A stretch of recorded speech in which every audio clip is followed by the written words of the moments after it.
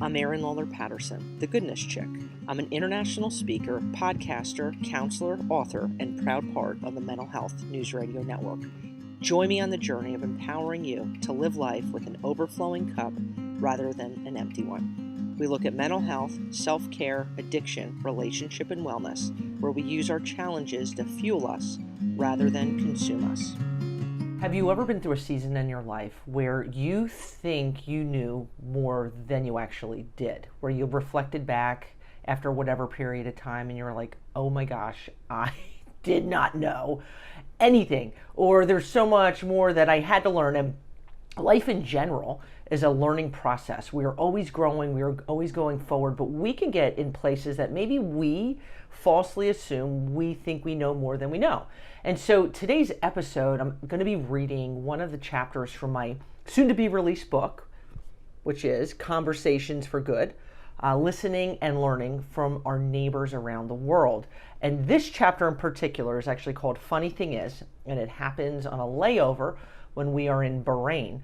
And one of the things that as I have written this book, reflecting, rereading, editing, boom, boom, boom, boom, is like, oh my gosh, the 10 months around the world, how much I learned about myself, about the people around me, different cultures, religions, experiences, norms, all that jazz. And it's so cool when we get to a point in our life where we are willing to learn from other people. And very quickly, it's easy to have things on the tip of our tongue. I'm very guilty of this at times, where we're ready to talk before we fully listened. We're ready to make assumptions or judgments before we're keeping our eyes open and we're observing. And some of this is just basic wiring that we've grown up with, preconceived notions from life experiences, and some of it is just things we've read or we've just overheard, and we can clump people, things, religions, cultures all into one group, and it's so off base. And so whether you are in the United States of America, you're in Bahrain, you're in Australia, you are in India, this applies to all of us. Every single human being is their individualized self, right? But when we make judgments and kind of like we group people, dude, and it puts obstacles in our way. It disallows us from having authentic relationships with people. It can get in the way of us just kind of fostering ignorance, if you will. So I'm stoked to share today's book that's going to be out August 6th. You can check it out on Amazon. I'm going to have the link if you want to pre-order Kindle. Get in line for that. Super excited. And this book comes at such a perfect time. We have so many people feeling disconnected, struggling with their mental wellness, like feeling the pain, if you will, when it comes to social distancing and so much that's going on in the world. This book is about the beauty of communication, of connection, the power of kindness, using our two hands to make a difference in the world. And I'm so extremely stoked to be able to share that with you. Like, I can't even express how extremely stoked and proud I am of this book. And going with that, if you enjoy listening to the Goodness Chick episodes, which I hope you do, we're now 2+ years in, get super pumped. Would love you to consider sponsoring, donating, whether it's a one-time thing, a monthly thing, whatever choice you have. I super dig it. Hop on goodnesschick.com, take PayPal and Venmo, and I will say a muchas gracias to you for that. So hold on to your seats. I'm going to be reading from my book, the chapter called Funny Thing Is. Inside scoop here, my friends. In every corner of the globe, men and women dress differently. Cultural differences, trends, and religious commitments make for a beautiful melting pot of fabrics. We're often more comfortable with that which we are familiar. This includes clothing. It's amazing how something so simple and different can affect us. Whether color, style, or how much or how little, dress impacts how we communicate, both non-verbally and verbally. Burqas are an outer garment worn in public by many Muslim women throughout different areas around the globe. For many, it's a standard way to dress. There is also the hijab, which references a certain type of veil or covering for women. It's a form of modesty. There are different types of coverings that are up for interpretation.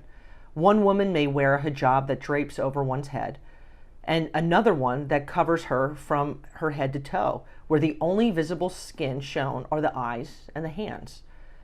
I've been educated on this trip, big time.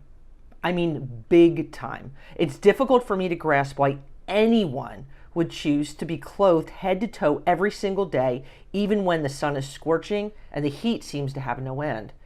For some women in pockets of the world, this is not a choice. The choice is made for them. That is what spoke of burqa wearing that frustrates and angers me. But on the other hand, for many others, it is a choice of modesty and expression. The more we step back, learn, and gain insight about people and cultures outside of our own, the better off the world is. Too often, ignorance of the unknown defines and molds our ideas of other people and cultures that are way off base. When first arriving in the Middle East, I will admit I refrained from making eye contact with any woman that was fully cloaked in her burqa. Reflecting on this now, I believe it was a combination of discomfort, intimidation, and uncertainty. Their clothing unhinged me a bit, and that might sound ridiculous. Back home in the States and throughout my travels, I've observed many women in full hijab, but never really in large numbers.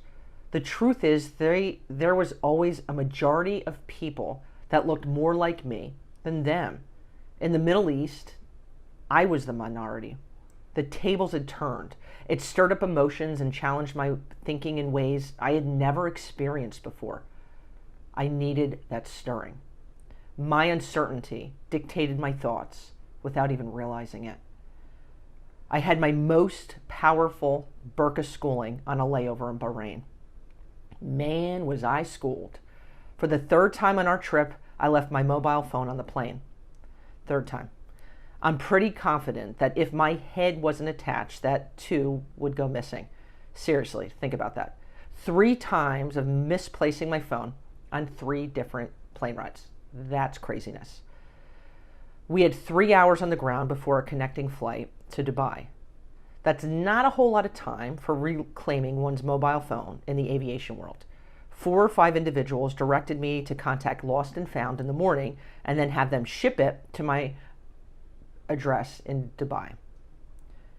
Between relying on my communication skills and the postal service, I was determined to get that sucker in my hands before takeoff.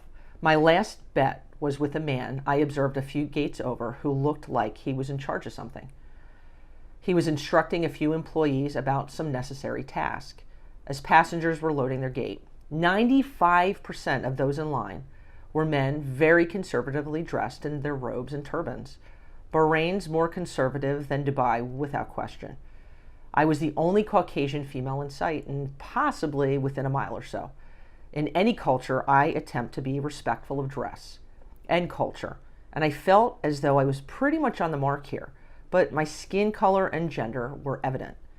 Glances were received, but I think it was more out of curiosity than anything. Still, I was not in my element. The gentleman I spoke to was ridiculously amazing. He made a few calls, shook his head, and kept at it. With the last call made, mobile still in hand, he looked at me. "Stay here. Do not move. Give me some time. I will return with your mobile." I wanted to jump over the desk and hug him, give him a fist pound, do a little shake of rejoicing, but I refrained. I smiled and said, "Thank you," and he was away on his mission. As he ventured off, directly behind him sat 3 women fully dressed in burqas. Even at 7 or 8 feet from one another, I could see the white of their eyes, but that was it. I nodded. They exchanged chatter amongst one another, back and forth for a minute, maybe, but it felt much longer. They pointed at me, giggled, and chattered again. I was doing an external physical checklist. My feet were fully covered, as were my legs and upper body. I was wearing a zip-up jacket that was maybe 2 inches from being zipped up fully. It was hot, and I figured 2 inches wouldn't be an issue. Maybe it was. Was I dressed immodestly in their eyes? Should I fully zip up? Were they laughing at me? I found myself feeling ridiculous at how unhinged I was becoming. So I gathered myself and made direct eye contact. pointing at the 2 inches of skin exposed on my neck. Is this not okay? Should I zip this up? I zipped it all the way and then zipped it down to its original state. They giggled. The lady in the middle waved her finger out of jest. No. You're fine. We were just commenting on how beautiful your necklace is. I was dumbfounded. In the past 2.5 minutes, my ignorance defined my emotions and my disconnect. I placed my hand on my necklace. Thank you. We chatted for the next 2 or 3 minutes, exchanging questions and smiles. Their kindness overwhelmed me. Without words, I knew that they knew. I was uncomfortable, that I possessed thoughts that were inaccurate. They extended their smiles and conversations regardless. I was humbled. As my heart lightened, the supervisor pushed through the door connecting to the gate. He held up my phone and asked, "Is this your mobile?" Without even realizing it, I found myself jumping up and down and belting out a semi-loud, "Yeah! Oh my gosh, you're awesome!" He smiled and the women behind me laughed. I was so grateful, all I could say was, "Thank you for taking the time and finding my phone." He smiled. I said, "I'm beyond grateful." I leaned forward with my arms leaning against the gate desk and looked directly into the eyes of the 3 women. "Thank you. It was a great pleasure chatting with you. Thank you for your kindness." They smiled. They wished me the best of luck on my trip. I'm not sure if they would even remember our conversation in the future, but their kindness and smiles left a lasting imprint on my heart. There's so much to learn about people, cultures, and places that are unlike what we are familiar with. Whoever you are reading this, each of us is different. Every one of us has prejudices, preconceived thoughts that are quite often inaccurate. Pushing ourselves to keep learning and growing, being informed of people and cultures that are unlike our own, must be a priority rather than optional. I believe when we seek to venture outside of our familiar, amazing things happen. But the choice to do so is ours. So I say to you, choose wisely. And some of the life lessons from Bahrain that I took away was in viewing people as individuals rather than a group or cluster that provides an opportunity for learning and growth. And in all things, seek gratitude. And lastly, it's about pushing ourselves to keep learning and being informed about people not like us. And that has to be a priority. And so whether you go to a different part of town, a different neighborhood, cross state borders, or over to another country, pushing ourselves to learn about people that are unlike ourselves, who've had different life experiences, even people from the same religion, same skin color, we'll say same air quote background. No person is the same. And to kind of slap on a generalization does so much more harm than good. And when we allow ourselves to open up our eyes and learn and listen, that is a huge one. To listen, it's an art, and it takes time and it takes patience, but it'll change our lives. And so today I hope you enjoyed this chapter from my book, Conversations for Good, which is going to be out in about a week and a half. And I hope from the bottom of my heart that you'll check it out, you'll share it, you'll make it a part of your book club, whatever the heck you want to do. But there is power in connecting together as human beings. And right now, my friends, we need it more than ever. Clinging on to kindness, compassion, and keeping our ears open. Today, I'm wishing you a heck of a lot of peace, love, and goodness, my friends. If you enjoyed today's episode, there's a lot more encouragement and life-kicking strategies on goodnesschick.com. Have a great day, my friends.